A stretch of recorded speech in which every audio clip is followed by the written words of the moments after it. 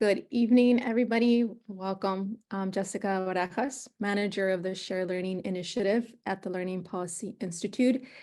Thank you for joining us today. This is our sixth learning session in our learning series focused on creating racially just and relationship-centered community schools. And today's session is titled Developing Diverse, Prepared, and Supported Educators. This is a topic that is at the forefront of many communities across California engaged in school transformation. And we hope that through the dynamic speakers we have for you, you will leave with powerful research and practices for how we can recruit, prepare, and retain teachers of color that support the academic and overall well-being of our students.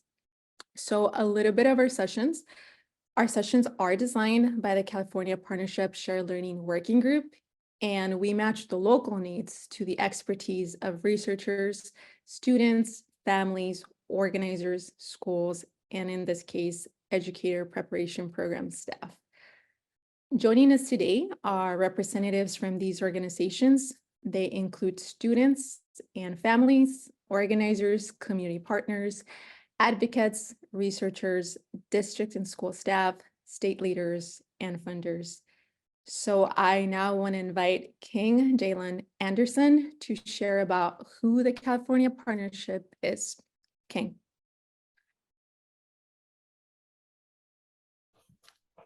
Hi, everyone. My name is King Jaylon Anderson. I'm a student organizer with Inland Congregations United for Change, also known as ICUC, and a sophomore at Pacific High School in San Bernardino, and a member of the California Partnership. But who is the partnership? The California Partnership for the Future of Learning is a statewide alliance of community organizing and advocacy groups advancing a shared vision for public education in California. It is led by Catalyst California, Californians for Justice, PICO California Education for Liberation, and public advocates with the support of Building Healthy Communities Monterey County, Community Coalition, Inner City Struggle, and over 20 other grassroots organization advocacy groups and research and foundation partners, including many of you joining us today. Our partnership includes organizations collaborating in 27 districts, 33 cities, and 14 counties all across California. We have a vision of creating and sustaining a racially just, relationship-centered system of community schools that confronts the historical legacy and generational impact of inequitable schooling in California and the country, to birth a transformational education system built for us all. To do this, we center equity and elevate the voices of students and families of color in partnership with educators, and we focus on long-term systemic change. To make this vision real, we are advancing equitable and full funding, schools of belonging and inclusion, student and family power, student-centered deeper learning, and diverse, prepared, supported educators. Because of the hard work that so many of us have dedicated, California is making bold investments in this international and effective strategy so schools works for all of us, especially Black, Indigenous, multilingual learners, and all of those who've historically been the furthest from educational opportunity. School and system leaders, students, parents, and educators are hungry to make the most of this chance to reimagine and redesign our schools. Across 2 rounds of planning and 3 rounds of implementation grants, demand has exceeded the supply of available grants. Together, we continue to strengthen and transform our public education system to be a place where all students feel seen, valued, and supported to reach their full potential in a community of joy and belonging. One of the ways to do this is through creating pathways for diverse, prepared, and supported educators, which is the topic of today's session. I want to share a little bit about why this topic is so important to me and my fellow students. Having a teacher of color helps me learn because it gives me a sense of belonging. It gives me a role model who can relate to what I go through.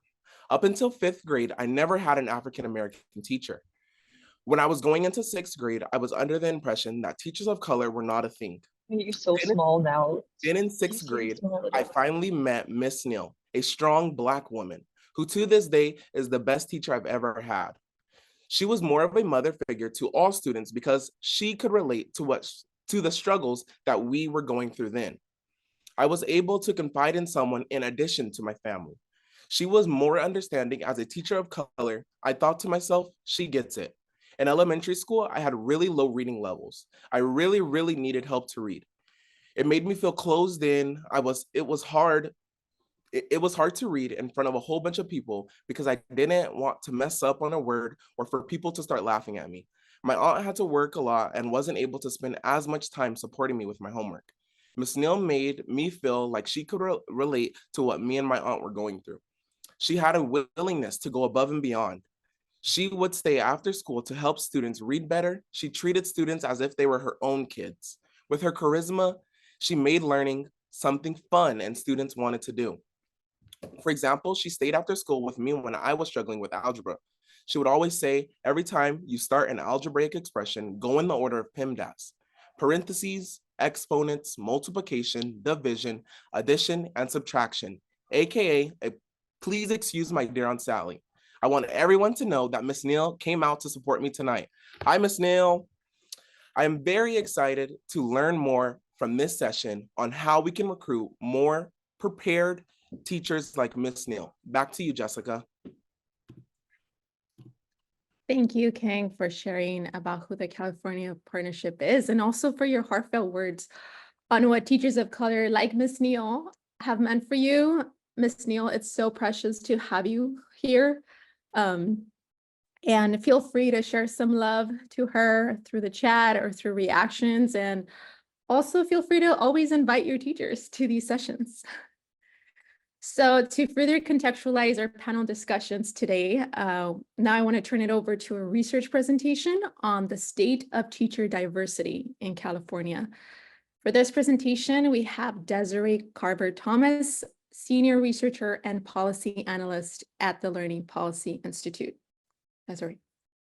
Thank you, Jessica. And it's a pleasure to be with all of you tonight to talk about developing diverse, prepared, and supported educators. So I will start by giving a quick overview of the California teacher workforce. And I'll talk about why it's so important to recruit and retain more teachers of color, building on what King has already shared. And finally, how we can do that. So one of the reasons it's so important to talk about the teacher workforce has to do with teacher shortages. And that's basically when there aren't enough fully prepared teachers to fill positions. So what that means is maybe there isn't that algebra teacher or that chemistry teacher, that music or art or special education or bilingual teacher to fill the positions that districts and schools need to fill. And why does that matter? One of the main reasons that matters has to do with student achievement. Because when districts and schools can't find that chemistry teacher or that bilingual teacher or that special education teacher, what might they do? They might cut that course. They might increase class sizes. They might fill the position with a teacher who's a long-term substitute and not a chemistry expert, not an algebra expert, not a music expert, or with a teacher who's on who's underprepared, who's on an emergency style permit or waiver. They might not be enrolled in a teacher preparation program. They might not have demonstrated subject matter competency. And all of those options have implications for student achievement. In addition, there's impacts on school stability. So when districts and schools hire more teachers who are underprepared, teachers who are coming in without having done their teacher preparation, those are individuals who are more likely to leave their position or leave teaching the next year. So that creates a sort of instability, this sort of churn that impacts student achievement. And that also has financial costs because districts have to go out and recruit another teacher to fill that position year after year. And they have to train up teachers who are filling those positions year after year. And finally, all of this has implications on equitable access to opportunities to learn. The research shows that students of color, students from low-income families are more likely to have those underprepared teachers who come in and out of schools year after year. In fact, the research shows that 42% of California teachers on emergency style permits leave within 3 years. So that's, again, those teachers coming in and out of our schools, making it difficult to form relationships with students, impacting student achievement, impacting school finances, and so on. So how do we know that we have shortages? One indicator is school vacancies. So when districts and schools have trouble filling a position, and districts have reported that they have trouble filling general education positions, special education positions, and substitute roles. Another indicator has to do with underprepared teachers, the number of underprepared teachers coming into the workforce in the state. And that's what this graph is showing. It's showing that in the past decade, you see this massive increase in the number of underprepared teachers entering the California teacher workforce. So these are teachers who, again, may not have demonstrated subject matter competency, may not be enrolled in a teacher preparation program, teachers who are more likely to leave from one year to the next and create that sort of instability in schools. And I want to direct your attention to the bright orange bars in the middle of this graph. And you can see that these are those emergency style permits, which represent the sort of least prepared teachers coming into the workforce. And these have increased at the greatest rates. We see just 851 emergency style permits back in 2012, and those have ballooned to more than 7,300 in the most recent year of data. And this is concerning because, again, these are the least prepared teachers growing at the fastest rates. The other thing I want to draw your attention to is you see this sort of dip where underprepared teachers sort of decline in 2020 and then increase back up. So it seems that what this is showing us is that teacher shortages are still a serious problem in California. So as we're thinking about solving teacher shortages, getting prepared teachers into the classrooms with our students, it's also important to think about how we can get more teachers of color into those positions as well. And I'll talk a bit about the research on that. So most of the research has focused on the impact of Black teachers.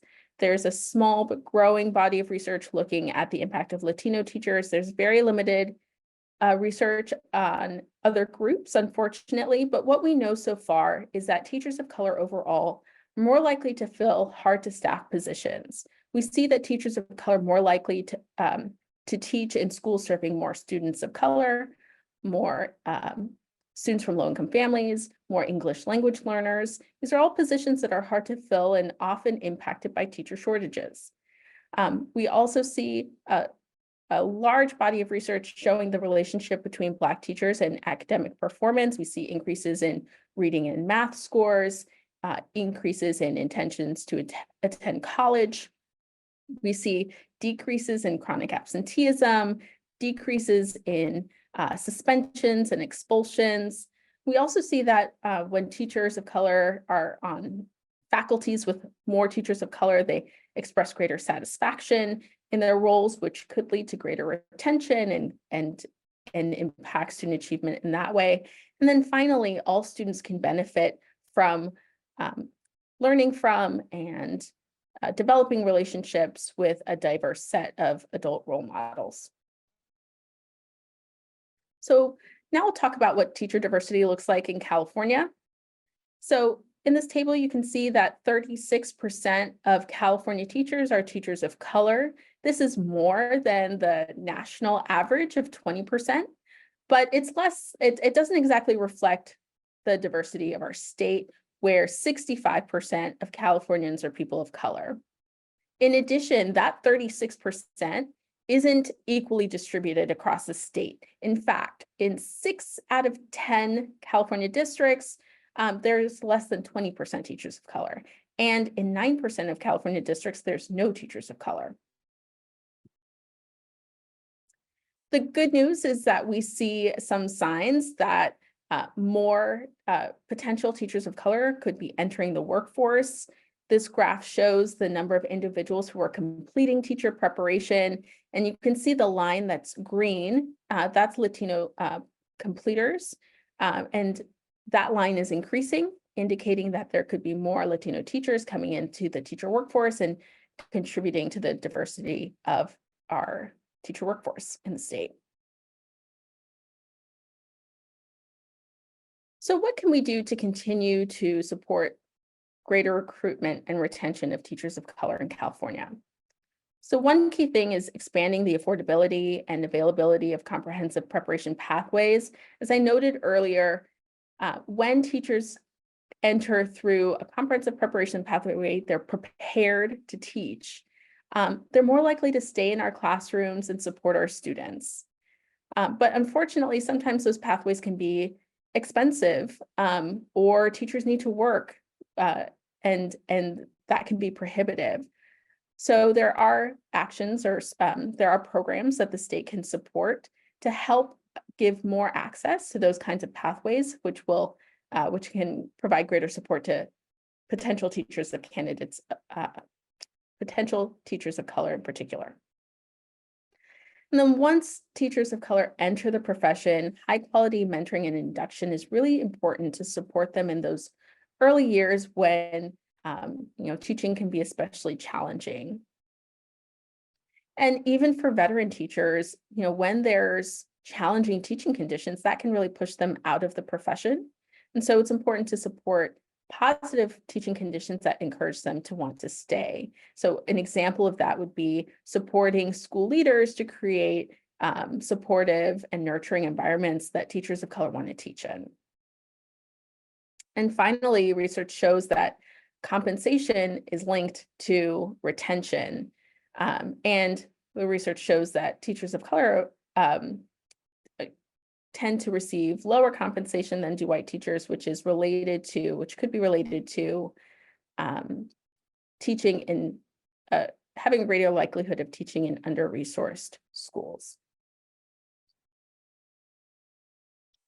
Fortunately, the state has invested in the teacher workforce over the past several years. It's made some significant investments along the lines of increasing access to comprehensive preparation pathways through, for example, the Teacher Residency Grant Program or the Golden State Teacher Grant Program, and has also invested in supporting the existing workforce through, for example, incentives for national board certification or the Bilingual Teacher Professional Development Program. And as we saw in the graph earlier, we can see that these types of investments are going to continue to be needed as shortages continue to be a significant issue in the state. And I will leave you with a few resources where you can learn more about some of what I've discussed, and then I will pass it back. Thank you, Desiree, for grounding us. So now we will move forward and seeing the elements come alive in terms of what Desiree just shared with us, in terms of what supports, right, the recruitment, the preparation, and the retention of teachers of color through our next two panels. So to get us started, I want to introduce our moderator for today, Angie Salazar.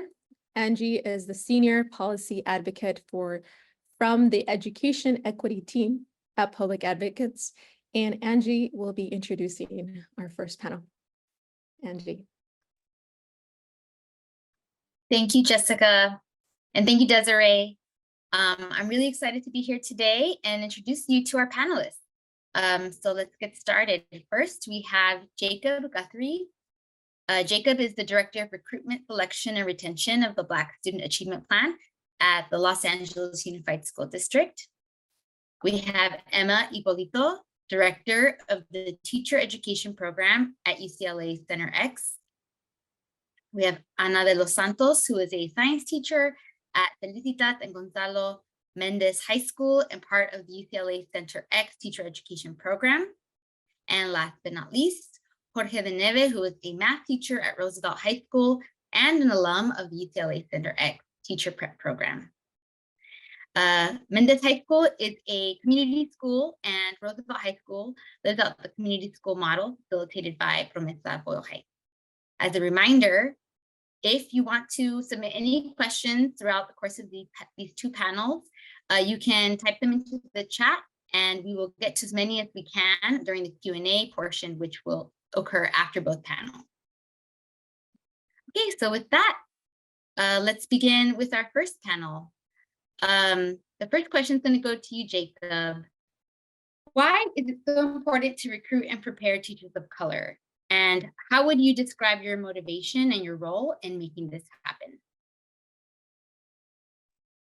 Thank you, Angelica, and good evening, everyone. I just want to start out by recognizing my colleagues on this panel. Shout out to Ana and Jorge for what you're doing. Just like so grateful to be here with you. And Emma for what you do in preparing our teachers. Thank you so much. But you know, why is it important to recruit and retain educators of color? I mean, I think it's just what King said, you know, how important it was for him to have that experience in 5th grade, and how important it is to have a sense of belonging and to have a safe space in order to really feel comfortable in learning. In addition to that, you know, us educators, we know that the research is clear that having educators of color is beneficial for all students, that it improves outcomes for all kids. And so as a data-driven organization, it's important for us to do the things that we can to move the needle. I think it's also important to note that in our local context, Southern California is such an expensive place to live. And so we know that the data shows us that it's becoming harder for educators of color to enter the workforce, and we have fewer folks who are able to really make that career move and that jump here. And then the last thing is it's personally important to me because as a parent of kids who are in 5th and 3rd grades, my kids have not had a male teacher who looks like me. And what is that saying to them? And what is that saying to all of the children who are in their class? So it's professionally important and personally important to me as well. Thank you. Thank you, Jacob, for tying your career focus with your personal life as well. Next, we're going to go to Emma. Emma, how and why is UCLA Center X recruiting and preparing new educators with a specific focus on teachers of color? Yeah, thank you, Angelica. Hello, panelists, and thank you for the question, and good evening to everyone who's here. I think I honestly cannot say it better than King. I think King nailed it, and we know why. We know why. And we know diversity matters. We know that it matters for students. We know that it matters for all at all age levels. I'm going to say that. It matters to grad students, also to people who've gone through our program, that they have a faculty that looks like them. I'll just say that I am housed in a center whose mission when this program was created after unrest in LA, that set out a mission that we would mirror the student population, that the students in this program, that the people who work in the center would mirror the population of students where we work. And so we've been working towards this for a long time. I'm going to say one of the, I've been thinking about all the different things we do to recruit students. And I think one of the things that's most effective is that people recruit their friends. And so we have a lot of people who know someone in the program. And, I could tell you stories about professors from other schools who say, so-and-so was my student. He came to speak, she came to speak, they came to speak in my class, and then helped other students to apply. I think from our perspective, so those relationships are really important. I think we've worked really hard to make the process as transparent as possible by meeting individually with students, by offering all these different kinds of sessions. I think it's unfortunate. I was going to say fortunate or unfortunate, but I'm going to go with unfortunately.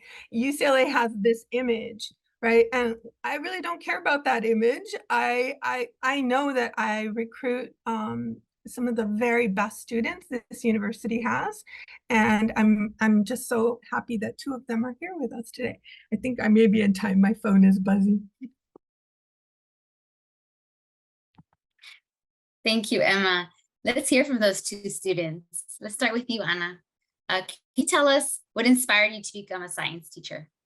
Sure. I think for me, I always wanted to become a teacher. After my sophomore year of high school, I had the most amazing chemistry teacher, Dr. Adesina, and he was the first teacher of color that I had ever came across in my whole education. And it took up until my sophomore year of high school to find him. But I'm so lucky that I got to experience class with him. My parents are both immigrants, and for me, having that connection that Dr. Adesina was also an immigrant, and he was so successful in science, and he was just such a wonderful person to have in my life, just really inspired me to really believe in myself, and seeing him believing in me as well really helped me to want to pursue science and eventually want to become a teacher.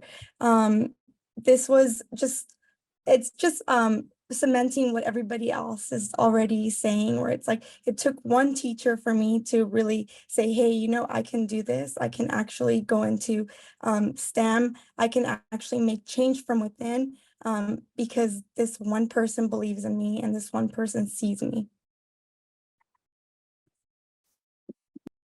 That's a really powerful experience, Anna. Thank you for sharing. What about you, Jorge? What inspired you to become a math teacher? Yeah, hi everybody, hi panelists. There's kind of two parts to that question. The first is, why did I become a teacher? And the short of that is I grew up around a lot of teachers. My mom, a couple of my uncles are teachers and still in education. My abuela worked in bilingual education in the Lenox School District for many years.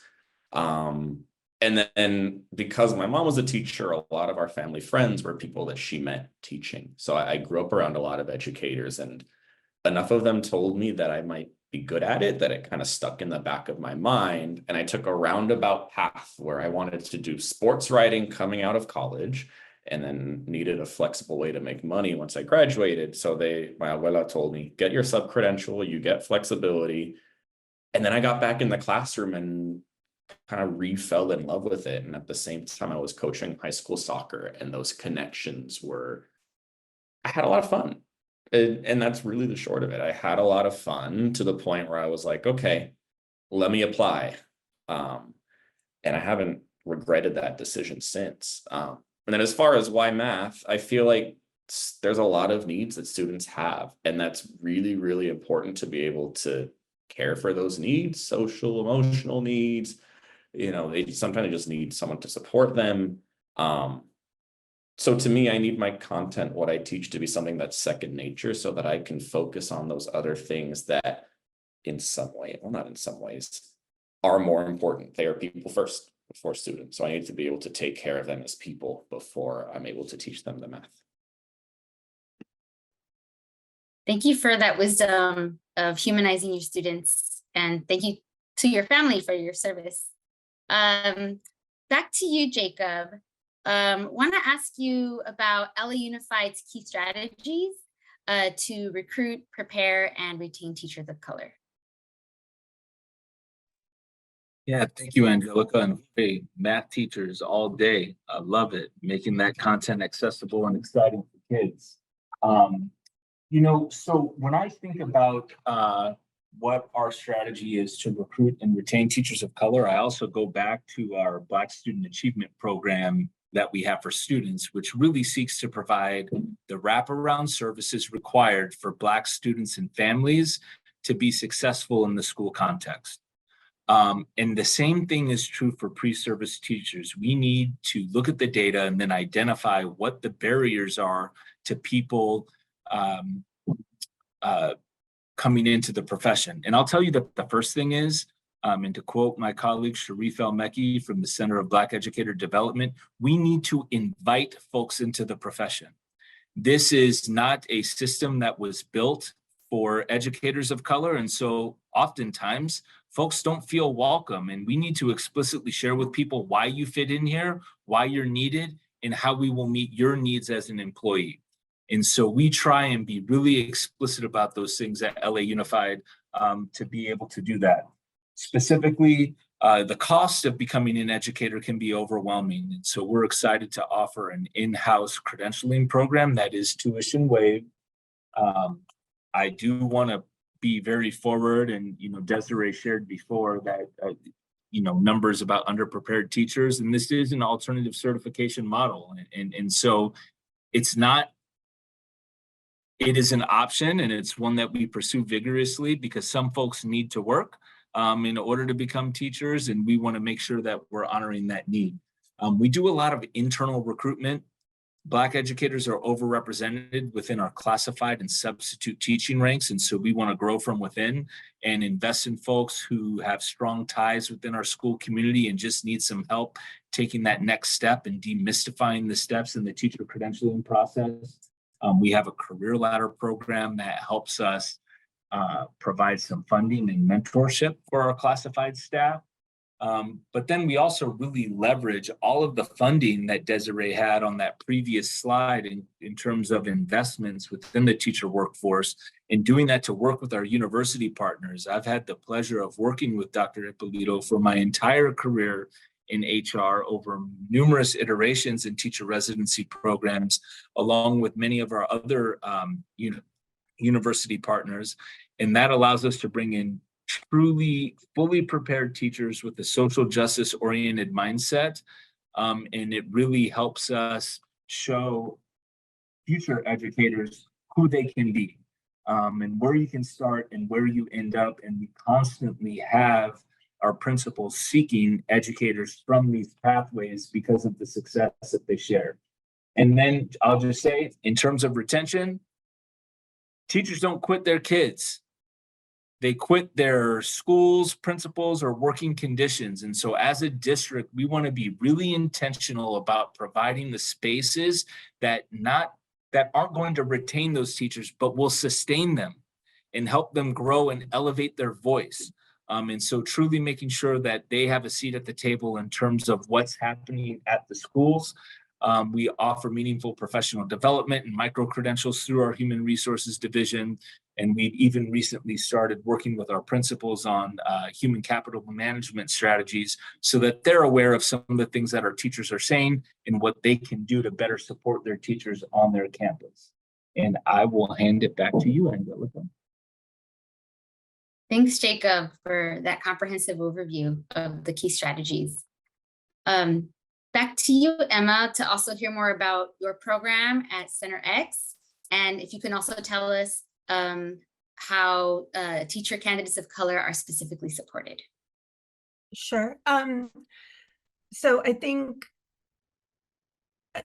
I always go back to, we've had these residency programs that Jacob was talking about for a long time, and at least 15 years, right? Funded by the federal government.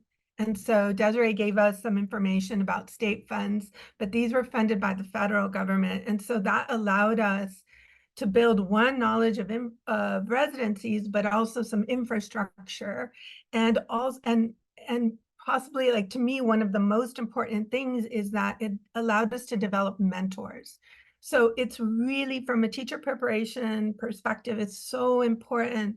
We say the words we use are guiding teachers for the mentors where our students are placed.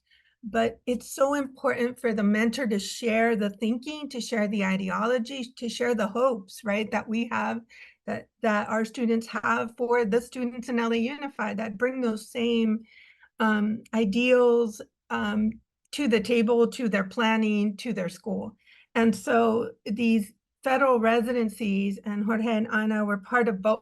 We're part of a federal residency.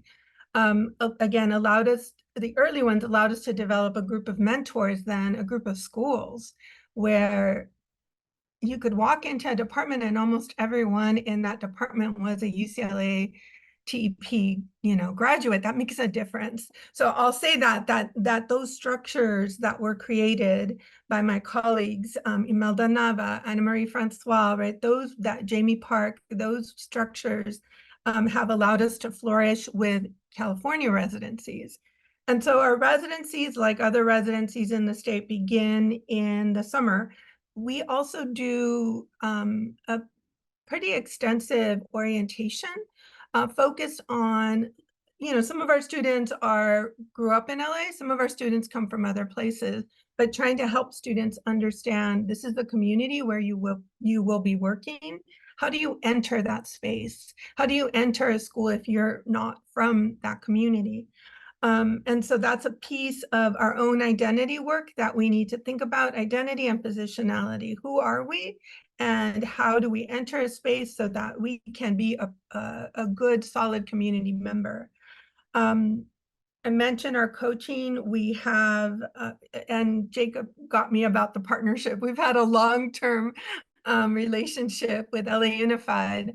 And I think that matters too, because they understand that we're looking. So our focus is very much communities that have been historically under-resourced, right? And so that means that we go out to those communities and try and hold classes there and so many other things so that people don't have to, drive all the way to the west side, which is where we're situated, so that students can come from the local community. And so I think those are, I'm looking at my list. I think those are the main things that I would note. Oh, one more thing, because people have asked me this. So Ana and Jorge we're in a cohort together. So all the students in my program are in a cohort by content. And I think that really matters because you all have asked questions about sustaining educators, right? And so having a colleague that went through the program with you, even if they're not in the same school, there's someone you can reach out to, right? And that matters also in terms of sustaining teachers of color. Thank you, Emma. I'll just share personally that I'm a former LAUSD teacher, and a lot of my strongest thought partners on lesson planning were from the teacher prep program at UCLA. So thank you for your service.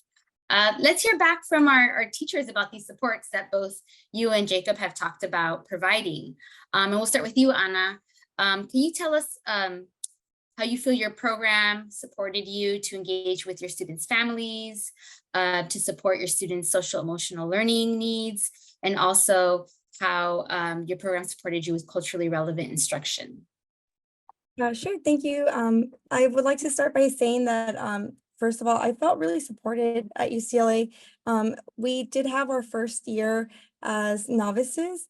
We have 3 classes, and they're called the 405 classes. And these are classes that we take with our advisor, which she's with us throughout the whole year and really guides us and supports us throughout the whole first year student teaching, just learning the ropes of what we're getting ourselves into. So these classes are very, they help each other because they each include a piece of how to connect community and how to engage with our families and how to also see ourselves within the communities that we're working at. So the first project that we start off with in the fall is called the Community Inquiry Project. And that project really helps us to see ourselves within the community. Most of the time when we're seeing ourselves as outsiders, it's because we haven't really seen what the school or what the parents, what our students are going through, and we can't really connect as to what their day-to-day might be like. So this assignment actually, the project actually makes us go out and just kind of explore what the community is like. We become part of the culture, we become part of the students, we see our families. We're able to just really put ourselves into where we're teaching and just really seeing ourselves belonging, as well as helping our students feel like they belong with us as well. We also get to create a lot of plans for our classrooms. Every week we have a field journal, and we have different tasks that we engage in. We have assignments where we reach out to parents, where we're able to talk to a few students that might be struggling. And with this, we have support from our advisor, where our advisor gives us feedback and just debriefs us anytime that we might feel like, okay, this is something that I want to kind of go into helping a student. So they really guide you with feeling confident in being able to reach out to families, students, and just overall to be part of the community and see yourself as part of the community as a new teacher and as a newbie, I guess, to the field as well. So yeah, and then we also, touching on the advisors, we just have the greatest advisors. I don't even know what to tell you. The professors, it is amazing. Like, they were in the field themselves at some point, and you can just really like talk to them about things you're going through, and they really hear you, they really humanize you, and they understand like the struggles, they understand the difficulties, and they have ways that they can help you navigate. And just that itself is something that you don't get in a lot of programs, where somebody that can really understand something that's maybe not tangible is there to hold your hand the whole way. I did get a lot of support, and I want to say one example would be that I was so scared in the beginning to call parents. Like, that terrified me. I did not want to even pick up the phone. I was trying to avoid that. And we just had our classes where we were able to just have a little like support, where we would come up with our little thing where we would say what we needed to say when we called. So we came up with our own ideas, and other students were like, hey, this is what I do. So it was really nice to have our script ready and be able to practice and be able to write about it. Hey, was that so bad? No, I left a message and I sounded very odd, but I know that next time when I pick up the phone, I won't be as scared to leave a message to a parent. We also had like really great support in creating newsletters and just figuring out ways to get our parents involved, which in the beginning, I was dreading that. That was like my number one fear. And now that I'm in the classroom, I use newsletters, I use Remind. I've had parents come in, they help me cut just little things that I need cut from the laminator. They help me set up. It's been super amazing. And it just helps me to like see that just having my parents and having my students and having just the classrooms be part of the community can just be so uplifting. And it could be so amazing to be able to have the support from not just UCLA, but also having that instilled already, where we're going to be able to bring the families our first year to also support us and help us out. So they're creating these bridges and really helping us branch out so that we can be more of a system where it feels more like a family and you're less likely to feel like you're all alone. Wow, like a family. That's so powerful. Thank you for sharing those concrete and illustrative examples, Ana, of your preparation. Now to you, Jorge, as a math teacher candidate, how did your program prepare you to teach math, which we know can be scary for some of us? And also, what did you learn in terms of supporting the needs of your English learner student? Yeah, so I guess before I take those on, I kind of want to go back to what Anna said about reaching out to families and how the program supported her. Because I went through the year before her, and I think one of our feedbacks for our advisors was we wish we had done more in how to engage families. So like hearing them take on our feedback and seeing that show up so well in Anna's classroom now, like that's another way the program really helped. It is always evolving to meet the needs of its students, just like we as teachers should always be in some way evolving to meet the needs of our students that we currently have. So that's really amazing to see, and another reason why I'm very glad I chose this program in general. So to the question now, in terms of being able to teach math for students that are realistically coming in scared with math, it's really just building math confidence and a strong math identity. Because what I've noticed is that sometimes when I'm going around, students are doing work, they'll say, Mister, I was good at math until 6th grade, and then it all went terrible. Not in more expletive language, but that's something that, you know, they tend to say to me, and I hear it a lot. So there's a point where their relationship with math becomes fractured. And what the program did in our math methods courses is give us ways for students to do with math, because they don't need to practice multiplication tables anymore. Everything is here in this phone, right? You have a calculator on you at all times. So how do we do things with math? How do we examine real world problems, right? One thing I did with a class when I was student teaching was we had a whole project to learn about rational functions using health insurance. And how does that cost of buying health insurance or the cost of healthcare impact low-income families significantly more than wealthier families in terms of just the burden of what percentage of their income that really goes to. And that was something that really hit home with them, with those juniors and seniors who, you know, all of a sudden were like sharing. And some of them I had not heard talk at all over the course of the year. So that was really great to see. And with that class, student teaching, that was a sheltered language class with a lot of newcomers. So the program encourages us to really lean in when we're student teaching, when things are quote unquote lower stakes or lower risk, to allow us to really try stuff and get our feet wet and learn strategies with our guiding teachers and our partner teachers, right? How do we help support this academic vocabulary? How do we build their confidence in not only the content, but also just in their mastery of the language?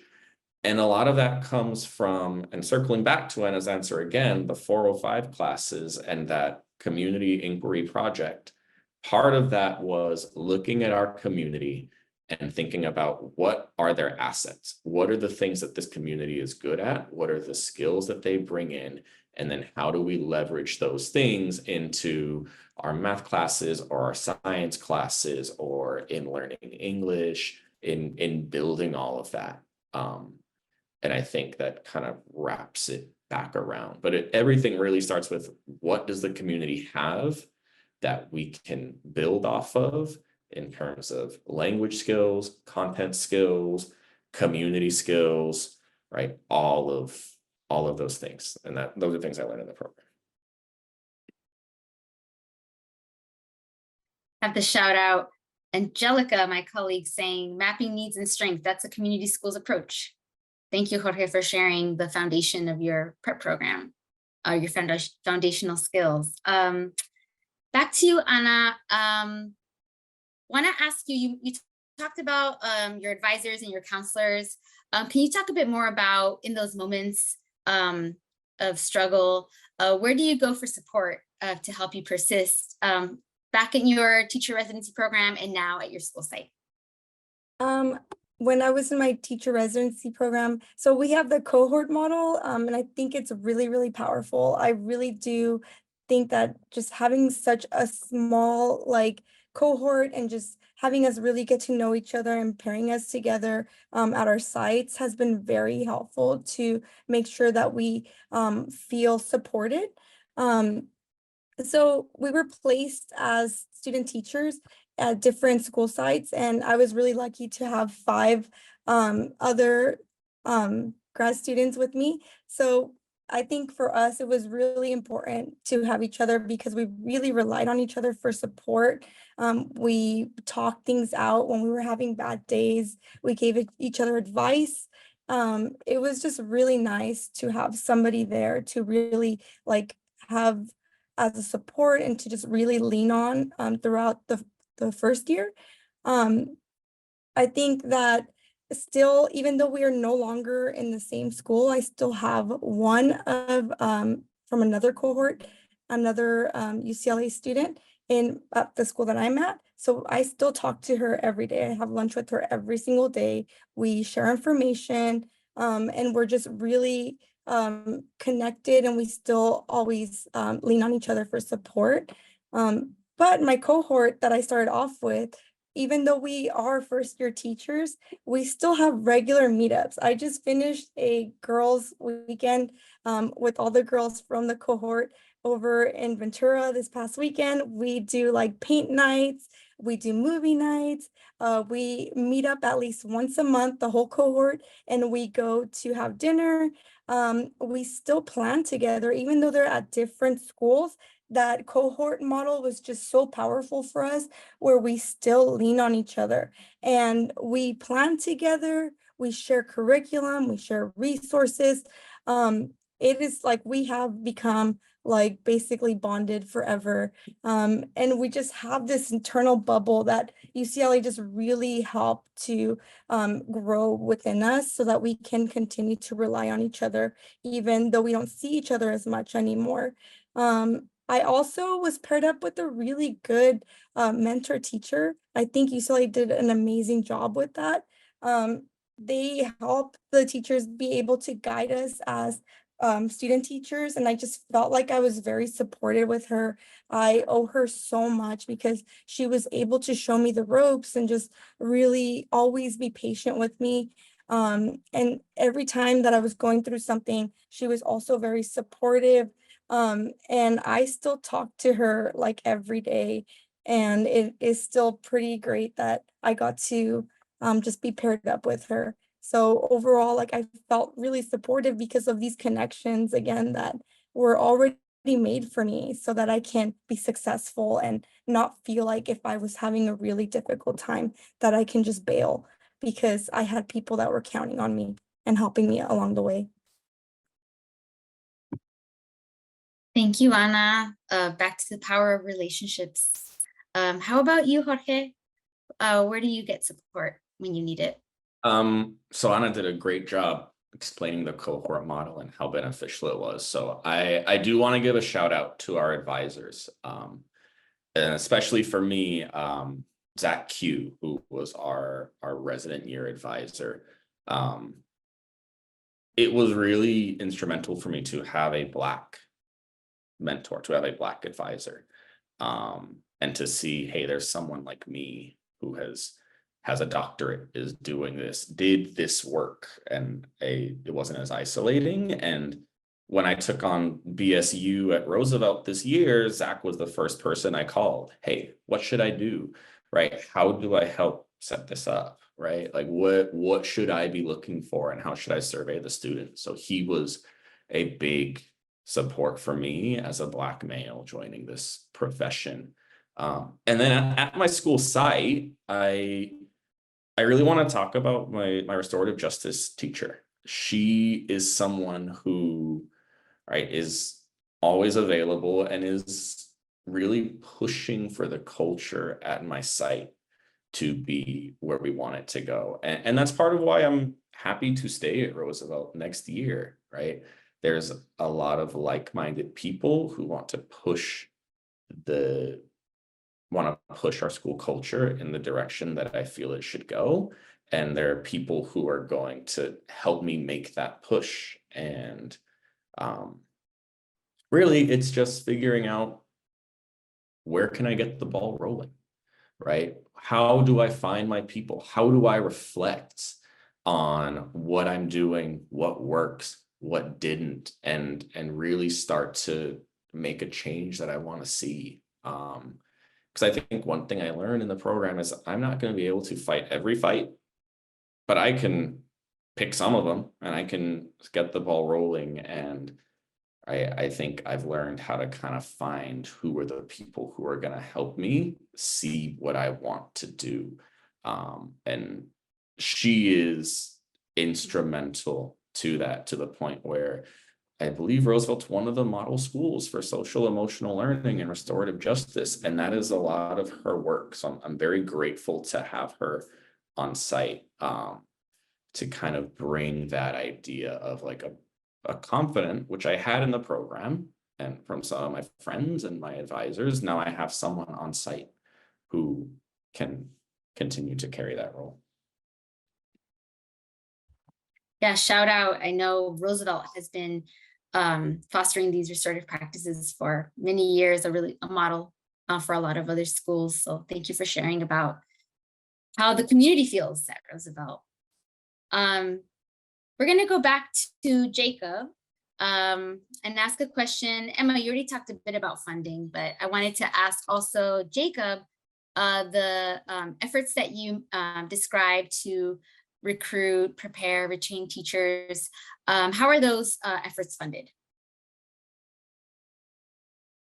Yeah, so I think it's important to note that, you know, in this space that we really need to look to be innovative, right? Like if we're doing the same things, we will get the same results. And generally, the vast majority of the teachers that we get come from our local university partners. And if we look at their enrollment, if we just rely on those same structures, it's not going to get us to where we need to be.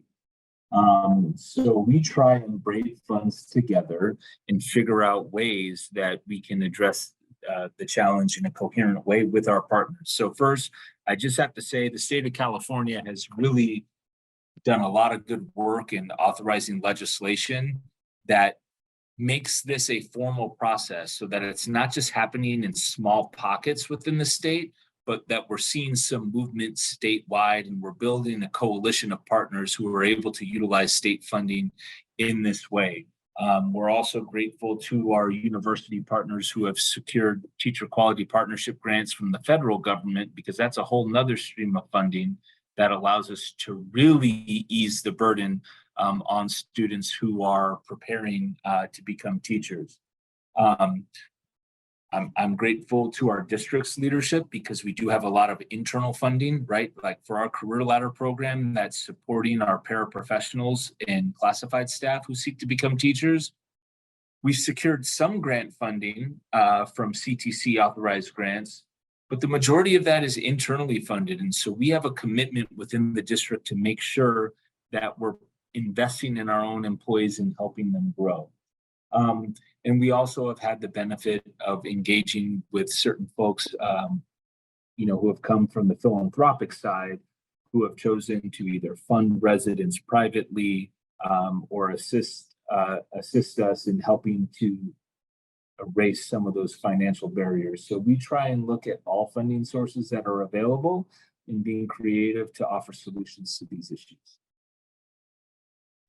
Thank you for being resourceful. And also speaking to sustainability. Emma, what would you add in terms of how to create sustainable funding for the program?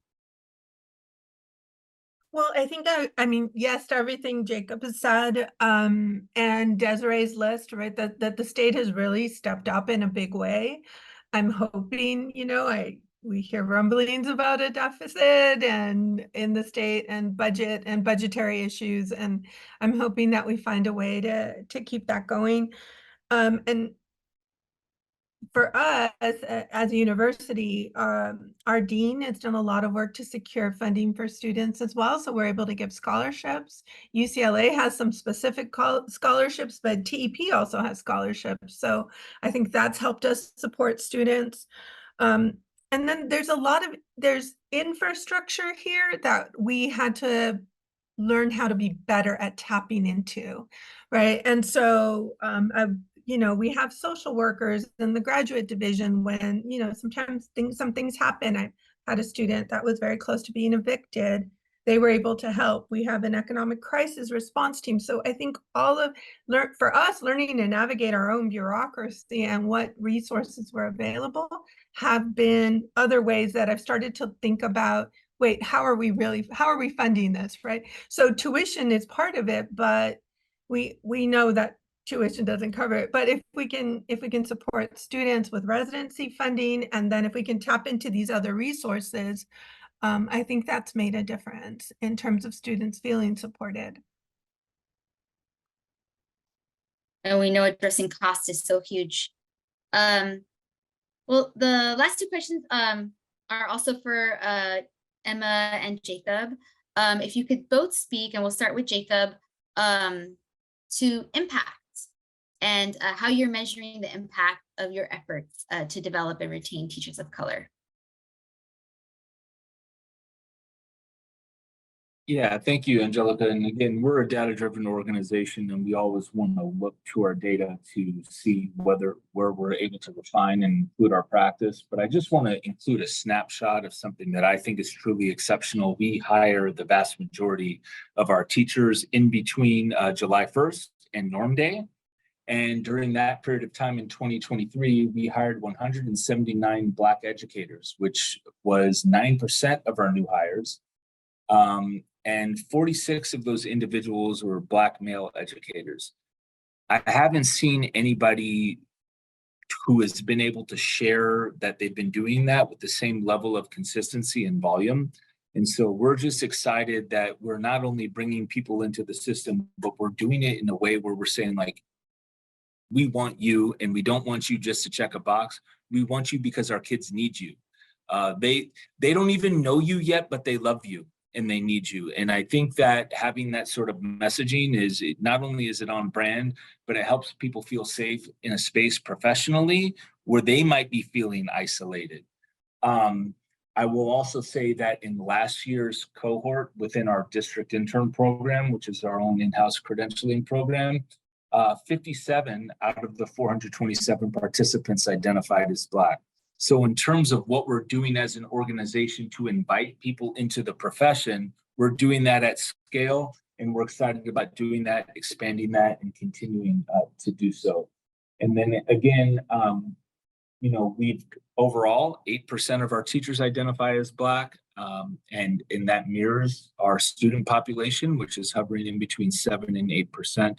And so we continue to try and do things that are going to allow our students to see themselves in front of their classrooms, in the principal's office, and at the highest levels of district leadership. That level of representation is really rare. So thanks for sharing, Jacob. Back to you, Emma. How are you measuring your progress in your residency? I mean, in some ways, we're super lucky that we are a 2-year program. So in the first year, students receive their credential, complete the coursework requirements for a credential. In the second year, they are first-year teachers, but they're still our students. And we still go into their classrooms to watch them teach. And so part of what we look at is, okay, what are we noticing? What do we need to change, right? And there's been times when, I'm going to say during the pandemic, when we've had to make some really fast changes because we were concerned about our students. And so I think that that's one of the ways we measure. We also try and keep track of our students. Where are they? Did they stay in teaching? And I know some early work I did around surveying alumni and interviewing alumni. The majority had stayed in teaching or in education. I'll say that, because some of them were administrators. And then, but also that they kept that. When I think the question I asked was, how do you, like, what values did you keep, or something along those lines, or what values guide you? And most of them went back to this idea of a social justice view of teaching and learning, right? That stayed with them, and that they sought to continue to bring that to the schools where they worked. And so that's part of what, another way that I think about it. I also love this happens not every single year, but we've had students in the program whose teachers were alum of the programs. And when they're writing to us, there's a lot of writing to get into this campus. They tell us, so-and-so was my teacher. I want to be like that person. And so that to me, if you want to see a bunch of adults crying, is when we get one of those statements. So those are the things we look at. Thank you so much for sharing, each and every one of you. Well, this concludes our first panel. I just want to thank you. Round of applause. And I'll hand it back to Jessica. Thank you, Angie, and thank you to the panel. We will now take a brief song break, so please continue to put your questions for the first panel in the chat and stretch as you need. We will start with our second panel featuring Oakland High School and Californians for Justice once the music stops. Welcome back, everyone. We're going to get started with our next panel featuring Oakland High School's unique collaboration with Californians for Justice to authentically engage students in its teacher hiring committee. Oakland High School is a community school. After this panel, we will have a joint Q&A with both panels. So remember to put your questions in the chat and we'll get to them in a little while. So let's start by introducing our panelists to all of you. Today we have with us Pamela Moy, principal at Oakland High School. Welcome, Pamela. We have Anave Cruz, a 12th grade student at Oakland High School representing both All City Council and Californians for Justice. Hello, Anave. And last but not least, we have Maura Villanueva, Oakland Organizing Director at Californians for Justice. Hi, Maura. Welcome, everybody. So our first question is for Pamela. Pamela, can you tell us why it is so important to recruit teachers of color to your school and how the teacher hiring committee helps you facilitate that? No, definitely. And thank you for having us. Going to start off with some demographics of my school. So Oakland High School is one of the most diverse schools in Oakland. We have 19% African American, 28% Asian, 41.6% Latino, 4.6 multi-ethnic students, and 3.1% white students. So that's my student population. I find it hugely important to hire teachers of color, but also diversity within my school so that our students can connect with adults who look like them. They can see they can be successful, they can have shared experiences and share those pieces with them. In terms of the hiring committee, so a hiring committee consists of administrators and teachers and students. We want to be sure that the adults we hire are able to not only teach and connect, but also can interact with our scholars. One of the key things I look for when we're interviewing is to make sure that our adult is actually talking to the students, not around the students and not about the students, but not engaging them. That's a key sign for me that they may not be a fit for us. One of the things I'm always saying is that person enjoys teaching content, but do they enjoy teaching students? And that's why we engage our students. Thank you. Another example of how we humanize our students in these processes and at school. On to you, Anave. What about you? Why do you think it's important as a student to have teachers of color? Similar to Ms. Moy, I think as people of color, we have many different experiences. And as a student myself, that's in the classroom and has 4 classes a day in school, 8 hours a day. It's important to have someone in the classroom that may have had the same experiences as you or can relate to you. And I think having a teacher that can relate to you as well is like very comforting, and it allows the door to kind of like open up easier in some ways, because like a lot of them may relate to your cultural backgrounds and things like that. So it may be easier for them to like understand and relate and to have conversations with you other than like the curriculum and what you're doing in the classroom. And it just really helps with navigating through education throughout from elementary school to high school. And I just think, like Ms. Moy said, coming from the community that I do in Oakland and Oakland High, it's just a diverse presence overall within the students.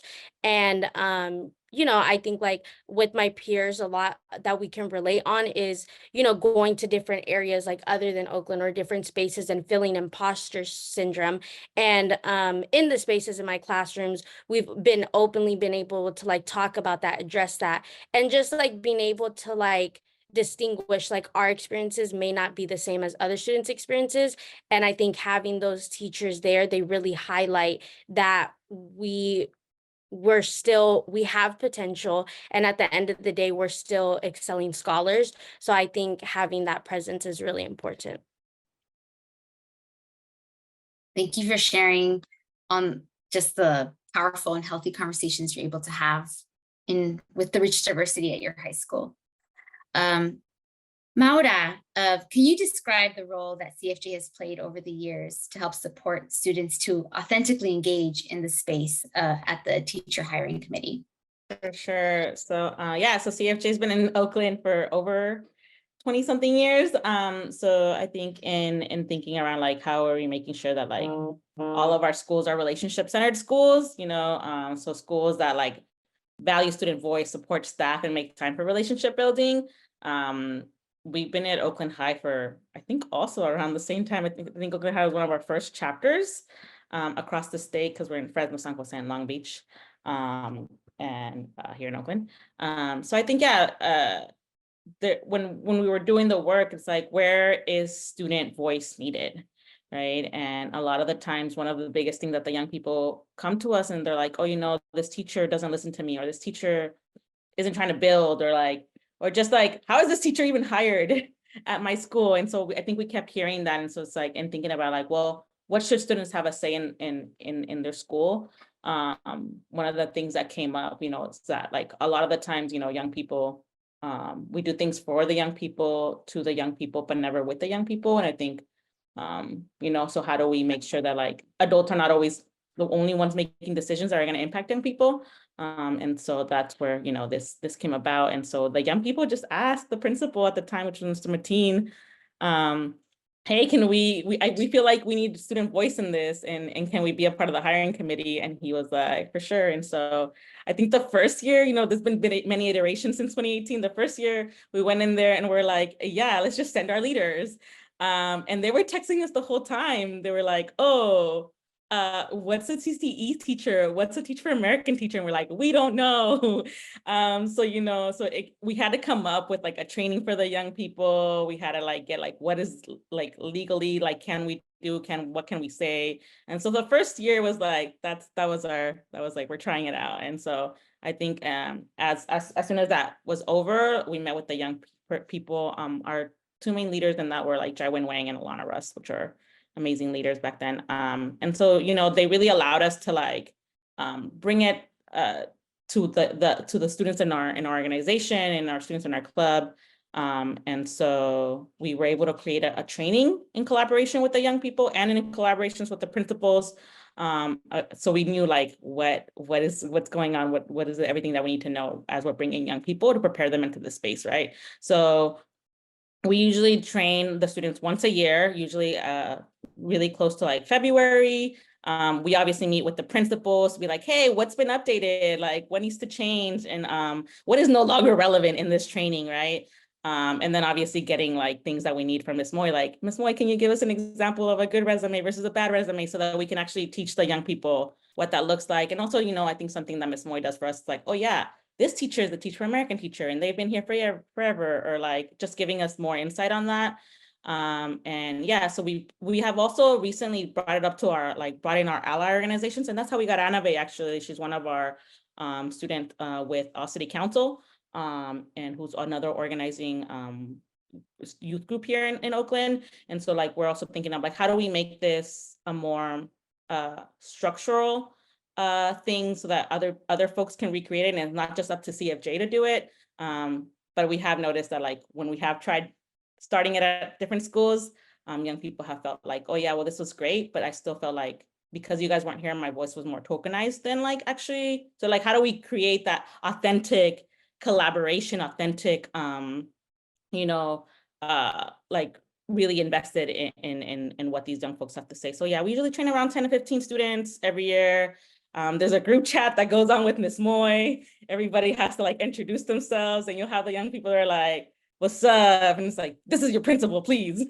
And so, yeah, and Ms. Moy will usually try to like get students that like did the first interview to do the second interview and so on.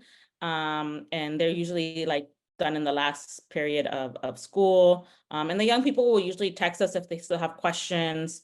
And, you know, like we have given them the training already. So a lot of the training includes like, what's the background? Like what are the different types of certifications? And we also talk about like, okay, well, we know that as folks of color, we don't have access to the same thing. So these are the things that we need to think about, like as folks of color, like we tend to be pushed out of schools, out of programs. And so we tend to get certain certifications and maybe not some credentials, right? So these are important things for the young people to also remember. We also share with them, like, what are sample questions that you can ask? Like, how do you build relationships with students? That's a really good question for the young student to ask versus us, an adult, right?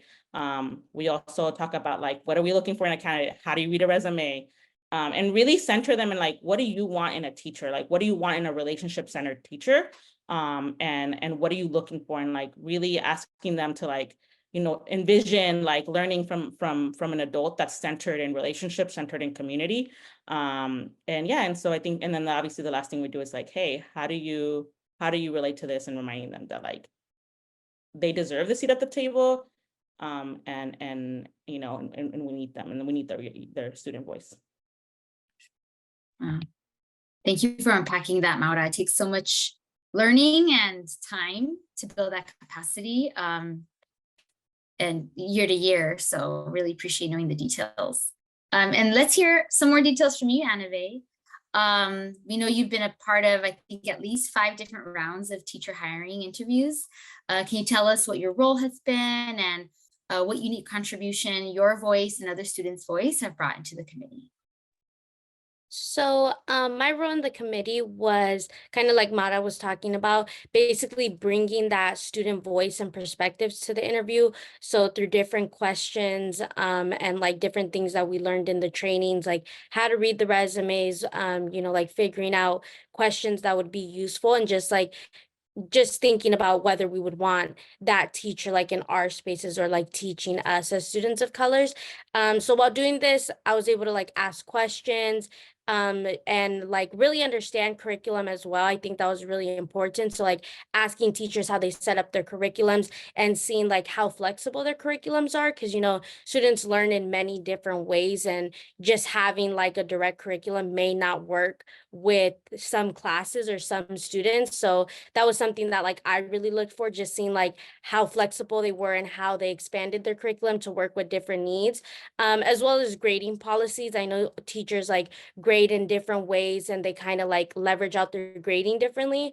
So that was like something that I was interested in while being in the spaces, and just like seeing how they would like handle different scenarios. And you know, when having a new teacher coming in, I think what's like really important is seeing like how much effort like they're putting to engage with the students. I think like when seeing a new teacher and a new like face like in the school, it may not be like very natural for like the students to like, you know, go ahead and engage right off the bat. So just seeing like what their thoughts are of like how important it is to engage with students, whether that be through like community circles, you know, through like restorative justice community circles, or just like getting to know you questions, things like that, and seeing how much of like a voice, how much voice they took like from students as well.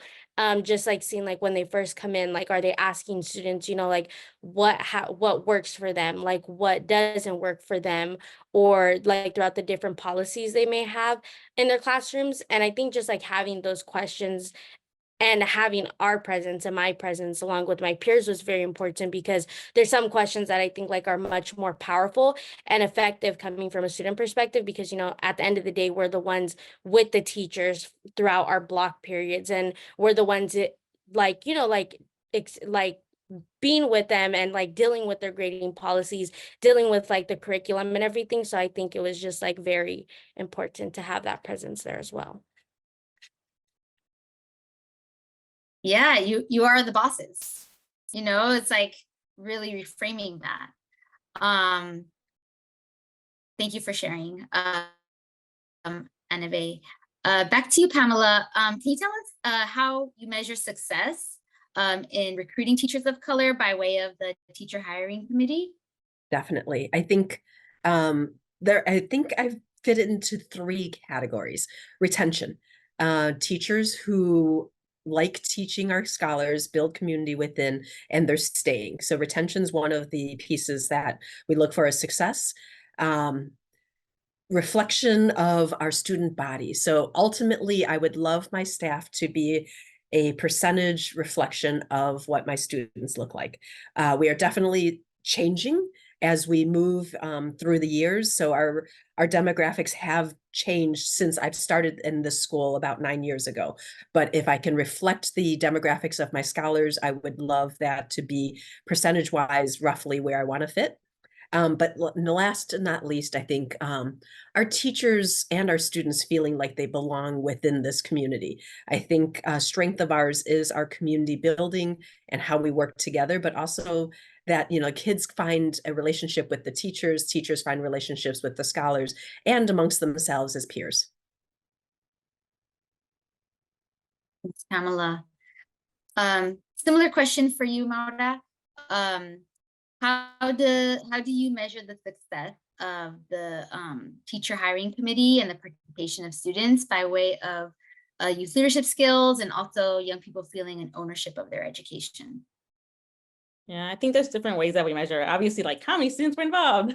There's that one, but I think for me, and for a lot of us, it's like, you know, who was involved in this teacher hiring process. I think it's very successful when we get to include the young people who have felt like maybe like they've been ignored in the past, maybe they've had a bad experience, and, you know, to be able to change the perspective around like, actually, no, not all teachers are trash. You know, there are really good ones. And if we can get like those students, like that's always a success. If I can get the quiet students, the students that are not involved, you know, the non-leadership students, maybe even students that like are maybe not be invested in their grades for whatever reason, that's always a win for me, you know, especially like as an undocumented girly myself, you know, like I think hearing from folks of like, oh, your voice really matters, and it's really important for me to like to make sure that like young people also feel like their voice matters. So if I can get them, and a lot of times the young people will come back and be like, oh, this teacher that we interviewed, they were just not it, right? And so I think when they are able to reflect, and when they're able to like share their experience with other students, that's always like a plus, right? Like, well, I'll have students being like, yeah, I was a part of the hiring committee last year, and I was in charge of like helping pick this teacher that is now teaching at our school. Or when they come in and they're like, yeah, you should join CFJ, because they let you be a part of they help make sure that our voice is out there and like hiring teachers. Or, you know, like I think just whenever I hear whenever we hear back in the evaluation that like they really felt like their voice mattered and their presence mattered, that's always like obviously like a win. Yeah, and I think like even we have like an annual teachers appreciation that CFJ hosts, where we appreciate like our relationship centered teachers. And so whenever we hear like students appreciating those teachers, that's also another like, you know, that's also a win. And so I think, yeah, like that's also success. And also like even when I hear the students like keeping tabs on the new teachers, like that's a definitely success, right? Because now like the students are invested in this teacher, the students are invested in like making sure the student like fits in with the school, making sure that this teacher feels like they're fitting in. And so I love hearing when the students will come to me and they're like, remember that teacher that we hired? Well, this is what happened with them. So I think just the young people being invested in who is teaching at their school is like a super huge, like, just like a super successful win. But yeah, I that's how we measure it. Thank you for naming the multiple measures and really values-based and powerful measures. Pamela, back to you. I want to ask you, once the teachers are hired with the students, what are the key supports that you provide to your teachers to encourage them to stay? So as a wall-to-wall pathway school, our teachers are embedded within a cohort of teachers. So there's supports within multiple cohorts. I'm going to start with if they're in a pathway, their pathway team. Pathway teams would be teams of teachers either with their sophomore or junior or senior teaching level groups. Sometimes they cross too. If they are in a 9th grade family, similarly, our 9th grade team would be a group of teachers who could be a support for them as well. There's a lot of collaboration involved, whether it is cross-curricular pieces, whether it's talking about students of concern and supporting them in their needs. outside of the department or outside of the pathway or family model, we have departments. So our English department team teachers or our history department team teachers are very solid in support with not just curriculum, but also similarly at any of the needs that happen within our school. In my school, I like to assign my new teachers a teacher buddy. And it's not always somebody within their pathway or their department. Usually it's somebody right next door to them, because when you're new to a school, when you're new to a space, you might like not know how to get paper for making copies. Where's the copy room? Where's the bathroom? And so it's that quick, like, hey, I just need this, and this is your buddy to help you with that. All of our new teachers are supported through their administrators, whether it is through the evaluation coaching process or whether it's through the BITSA or like their clearing of their credential program. So that is also an additional extra body from external who's observing them, coaching them, and just giving them feedback on their growth. What else? Additionally, our administrative team will kind of walk through, give some like positive feedback for sure to start, but then like, you know, start to push on some growth areas potentially. And then other leadership people within, like with pathways, our pathway directors or instructional leadership team, they can, you know, provide some supports as well. We have a very strong, pathway coach on campus, and so she does some coaching as well. We wouldn't be able to survive without her, honestly. Like even veteran teachers are like, thank goodness she's there. Like she helps support in so many of the different things. But yeah, I think there's a lot of community that builds, a lot of relationship building that happens. And it's just a lot of that collaboration that happens across our campus amongst administration, teachers, and coaches. It goes back to the people and the relationships. Thanks for sharing all those ways in which you focus on retention. And similar question for you, Anna.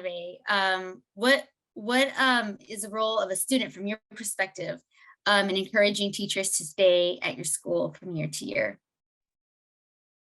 I think once like that, like kind of that grounding to begin like a relationship between like the student and the teacher, once that happens, it really like engages students. And I think from there on, like just really showing how like collaborative like the community is. And I think specifically at Oakland High, like that structure, not only is it felt through administrators, like that buddy system, that family system, but it's really felt through students as well. So I think like the unique community, like not only in Oakland, but specifically at Oakland High, like my pathway, like I look at them as family, like all the teachers and all the students, it's just like you're with them throughout those like 3 to 4 years once you're like put into your pathway.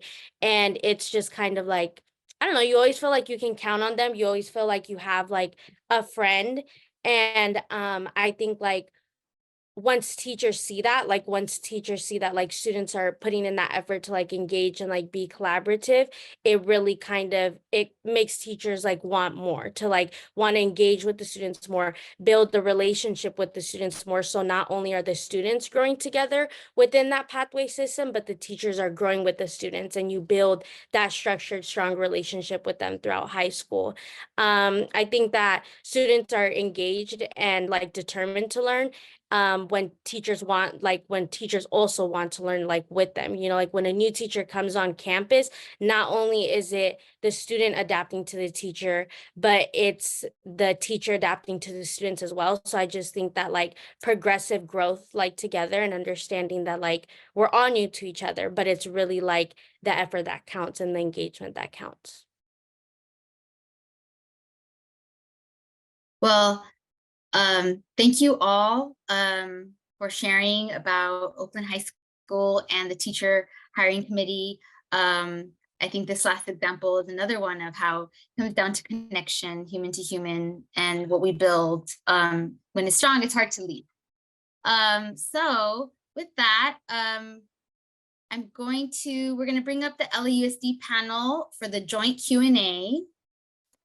Again, just want to thank you for all the work that you're doing to recruit and retain teachers of color. Thanks to our audience who's been submitting questions in the chat. we're going to get to as many as possible in this next portion. Before I call out the first question, I just want to remind our panelists that let's try and keep your answers to about 2 minutes, a 2-minute response, so we can get through as many questions as possible. And I'll probably ask 1 to 2 of you to respond. However, if you have a burning response, like, feel free to also chime in if I don't call on you specifically. Okay, so with that, let's get to our first question. And I want to thank Tara, who's been putting the questions in order for us from the chat. This first question, as we're sort of still collecting them, is for Jorge, Ana, Emma. The question is, one of the major areas of focus in this learning series has been supporting the implementation of community schools. Do you have advice on how to support educators who are working in a community schools context, or for preparing educators to work in a community schools context? I can speak about preparing educators to teach in a community school context, but I think we've got the educators at the community schools also. I'm just going to very briefly, because I know there's probably a lot of questions, say that some key people at UCLA worked in partnership with LA Unified, and UCLA has 2 community schools, and those are teaching schools for us. And so we have a number of well, 1, they hired a lot of our alumni, and then 2, those are places where we place student teachers. So they actually get to experience what it means to be a community school teacher.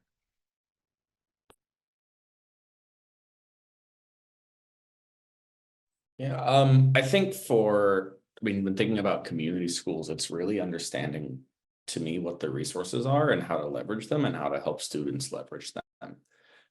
Because there are so many, and even though Roosevelt is not officially a community school yet, we have the support of Promesa Royal Heights, and I think that that's a vision that, as a staff, we're hoping to become a community school in the near future. Like, we have a health clinic on our campus. We want this to be a hub for the community because so many of the folks in Royal Heights have graduated from Roosevelt in the 100 years that it existed.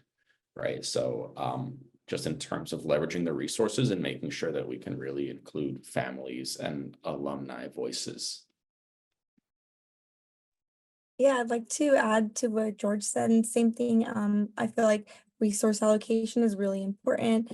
Just making sure that there is access to resources, and that teachers have the necessary technology and supplies and just access to professional development in order to be a part of a community school. We also have the St. John's on our campus, and we have a couple of different programs that are really essential to our school, such as photos. It's like they help students with bringing art into the community by learning about photography and just all of those things that just really help just engage everybody all together. Thank you all. The next question comes from Yolande Beckles. And there's been some back and forth in my home about this, but are parents involved in the hiring process at all in your school or in your district?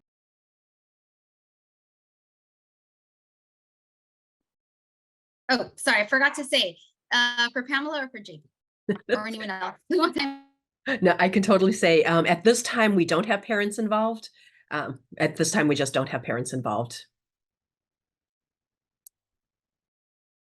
And I'm sorry, Angelica, you were breaking up a little bit, so I didn't hear the question. And if it was also for me. Sure, I can repeat it now. Hopefully you'll hear. My dogs are barking. Apologies. Is there any parent involvement in the hiring process? Is at any of the schools in LA Unified or role for them at the district? So the district level, in terms of establishing eligibility, no, because we maintain a uniform and equitable process. But I can't speak to what's happening at individual schools. And I know that schools with different governance models may have, may include parents. You broke that up there a little bit, Jacob, but I think the main, I think what you said was that there isn't a like formal process for parents to participate in hiring. Is that right? Centrally, no, in terms of employees establishing eligibility to be hired, but depending on the governance model at the school, parents may be an essential component of the hiring committee. And so it varies from school community to school community. Okay, thank you. I mean, it's such a large district, that would make sense. This next question is from Manny Nunez Ortega, and it's also directed at you, Jacob, and also to Pamela. If you could share, how do you support principals in learning human capital strategies, or how to recruit, support, and retain teachers and help them grow in their jobs? More curiosity, it's already been covered somewhat, but how you involve students in the hiring process. So maybe to hear from you, Jacob, if there's anything similar or growing in LA Unified. I know there's been some response in the chat, but anything that you haven't shared already in the chat that you want to share? I'd like to speak specifically to how we train principals, because we know that having an effective school leader is fundamental to a school being successful. So first, we have in-house credentialing programs that prepare aspiring school leaders, both in terms of receiving their credentials, right? So we're approved to recommend folks to receive an administrative credential from the state. But we also have aspiring programs for aspiring assistant principals and principals so that they can learn things, everything from LA Unified policy and how to work on a budget, and just things that you may not get within your credential program, but that may be more unique or germane to LA Unified culture and operations, so that folks can feel successful as they walk in. But we also do individualized school visits. I've had the pleasure on going on many, many school visits where we sit down with principals and we share with them, hey, these are teachers who have expiring contracts. Do you know what they need to do to renew their permit or to remain in the position?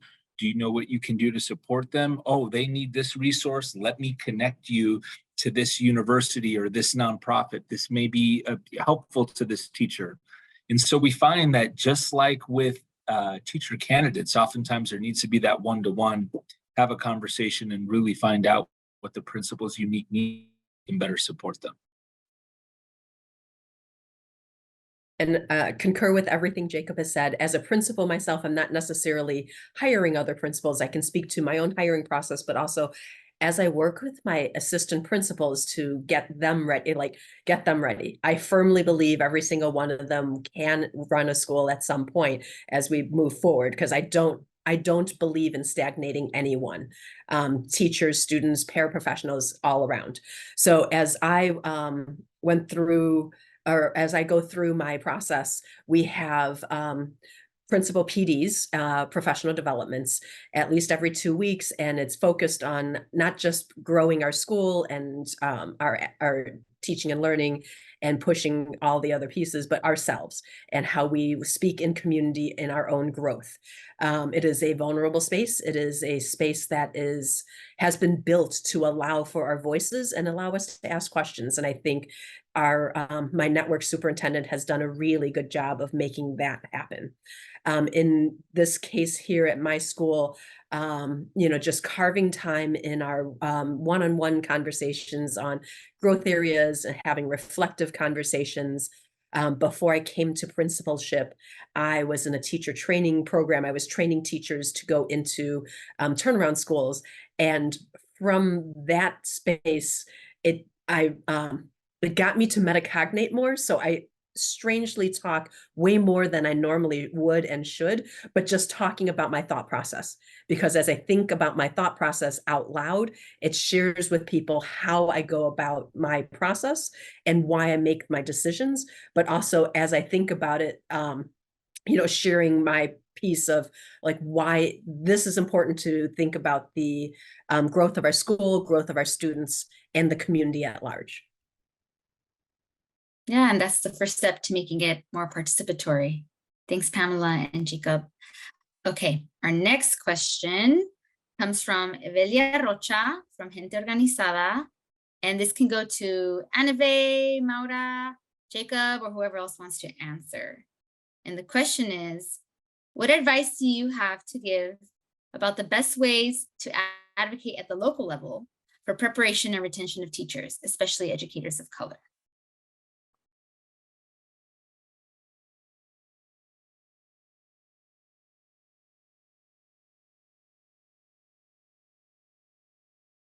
Say the question again. Sure. What advice do you have on the best ways to advocate at the local level for preparation and retention of educators of color?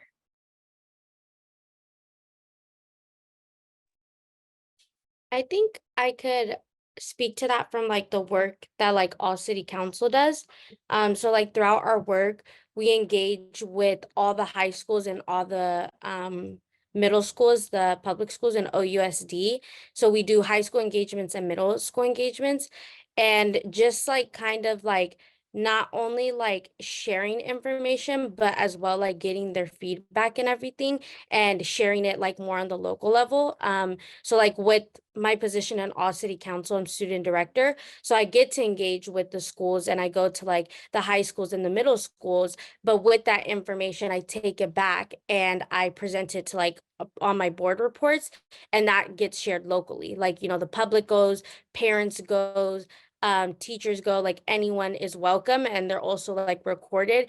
And with the like a lot of feedback and information that we hear is a lot of times it's like students that are like noticing that like retention and everything, and they want the retention addressed because they want that student teacher relationship, and they don't want it to be like where a teacher comes for a year, leaves, or where they're leaving mid-year and then they don't have a teacher mid-year. So I think just like from a student perspective, like really utilizing and listening to the student voices, because a lot of students want it. Like they want it and they have questions about it, about the process of like how it works, like why teachers aren't staying, and just like all the feedback and like my position and everything, like gaining all that feedback and just like releasing it to the public, because I've seen like once it's released to the public, that conversation kind of starts like rolling up from like parents and during public comments, just like, you know, like how teacher retention works and why teachers like aren't staying and what are things that can be done to make teachers stay in the district. I would say another piece of advice there, it's, you know, also ask for it. I'm not saying like demand, but kind of demand, you know, I think there is something powerful when we share the stories of like the success stories, or just like when we share the experiences of having like teachers of color, and just really painting that picture for folks and like tying it back to the importance, right? The importance of like young people feeling like they belong. But yeah, I also just really appreciate the teachers of color that we currently have so that they also don't leave. And thank you, Anave and Mara, for helping me warm up. So if we want to help recruit and retain educators of color, what can we do locally? First, celebrate teachers. Like, we can't do that enough. We have to elevate the teachers in the profession and highlight the great work that people are doing. It's really easy to look up an article about something that a teacher did wrong, but how often are we really celebrating the fact that our teachers are the ones that are holding students when they're crying? They're the ones that are doing things with them after school to keep them engaged, and they're the ones making sure to where they want to be. So we have to celebrate them and get that out in public. We have to engage our high school students. Are we talking to high school students about future careers in education and making sure that they know that it can be attractive and it can be a pathway to a fulfilling life? Are we doing that in any sort of uniform fashion? We have CTE pathways all over the state. So what are we doing with students who are in child development and public service pathways? What better way to find a career in public service than to consider education as a possible career and offer them employment as they're going to our local universities as classified staff members? I think that for our school leaders, we need to continue to have schools be the center of the community. It shouldn't just be for students and their parents. How are we welcoming the community onto campus on a regular basis and showing our community the great things that the school is doing so that it's a place where they might want to work and where people feel proud to work. It's a place where when I walk into the building, I feel proud. If I'm Jorge, I'm rocking that Rough Rider hat on a Friday because that's my school. It's my home. I have ownership over that space. And then the other thing is, I think there's a disconnect between or I have observed in some places, a disconnect between teacher preparation programs on a school campus and the undergraduate student population. I do have to say UCLA does a great job at this, but what are we doing for all of those students in those high need subject areas who are majoring in math and science? Like, what's making teaching attractive to them? How are we exposing them to that before a senior career fair so that they might consider a career in education? Thanks, Jacob.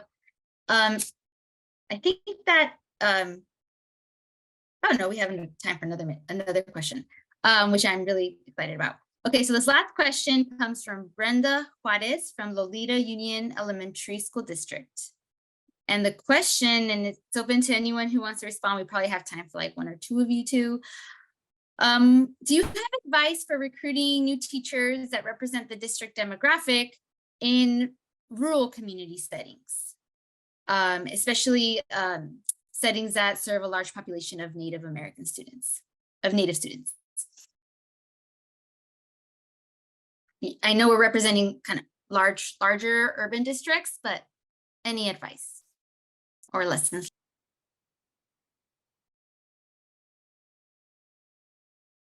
You know, I really think of my friends Emma and Anna Maria at UCLA when I think about our colleagues who are in what we would call teacher deserts, where they really struggle to have a reliable pipeline, because it's really all about developing intentional partnerships so that when that need does arise, we're not in crisis mode. We already have pipelines that are set up. And also engaging with the local community colleges within those areas to establish contacts with students who may have grown up within the community, but will have to leave elsewhere to pursue their bachelor's, so that they're aware that there's probably going to be a job when they come back home. So good jobs for the region is critical, and that's connected to like economic development. So yeah, it's a structural issue that we need to address. Anyway, I just want to thank you all so much for your questions. Thank you to our panelists one more time for sharing your experiences, your expertise with us. Just so much, I learned so much today. Great. Well, before I pass this back to Jessica to close us out, I would like to leave you with a helpful framework and a resource related to the solutions that we discussed today. About this time last year, Californians for Justice, Education Trust West, and Public Advocates published the California Educator Diversity Roadmap. And what's really unique about this roadmap is that it is informed by the opinions of 132 educators, students, and parents from across 17 focus groups that were held. 6 key strategies emerged, and 4 of them were covered today. I think possibly more than that.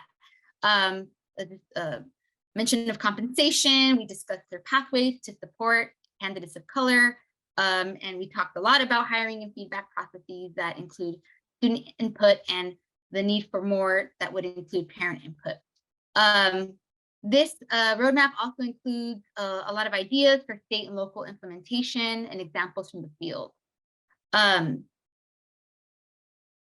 couple of additional strategies that the roadmap focuses on really is, and I wouldn't say additional because we talked a lot about data here, but we absolutely need to resume the annual tracking and reporting of race and ethnicity educator data.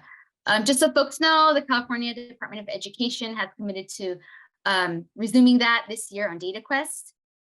We need to know also how many multilingual teachers we have among us, along with some other key demographic indicators that are important to our local districts, and that will require additional advocacy. But hopefully we'll get closer this year. And, you know, as we talked about today, this data is powerful because it gives you a figure for maybe something you've sensed or you've seen through observation. It solidifies these basic facts, and then we can use them to say this is a priority. Recruiting teachers of color is a priority, and retaining our teachers is a priority. And we see that Oakland did so when they created a LCAP goal around teacher retention, as you can see here. Lastly, I just want to also point out the importance, and I think this came up a lot in our panel, of fostering a safer, more inclusive school culture, working conditions for teachers, which of course are connected to learning conditions for students and climate and culture conditions for all. So some of the strategies, Desiree mentioned some, but also professional development on anti-racism. Jorge talked about restorative practice and how that has resulted in a more in a healthier school climate and culture at Roosevelt. Affinity groups, we talked about cohorts and relationships. And lastly, an effective complaint and documentation system for teachers that do face discrimination, which we saw in a recent study out of UCLA and CTA, is a issue for a lot of our teachers of color, especially our Black teachers. So a mechanism for them to address those. And with that, I will pass back to Jessica, and just one more time, thank our panelists for bringing these solutions to life at your school sites, and also for us here this evening. Thank you, Angie, for all of your fantastic moderation. And we want to also thank, again, the panelists, our interpreters, and all of you for your thoughtful participation and all of the chat engagement and your questions. A couple of reminders, our next learning session will take place in the fall, so stay tuned. We will be sharing the website right now where you can watch and share today's session. It'll be in English, Spanish, and Arabic, including the slide decks and the recordings. So that will be up in a few weeks. And you can also see the past learning sessions on the website as well. And then lastly, before everyone heads out, we would love for you to take 2 minutes to share your feedback on the session today. You will be entered to win 3 $50 gift cards once you complete the survey. So we'll share those links as well. And if you have any questions on the survey, you can chat them. We'll address them that way. So with that, we'll leave the meeting open for 5 minutes, but have a great night and thank you all.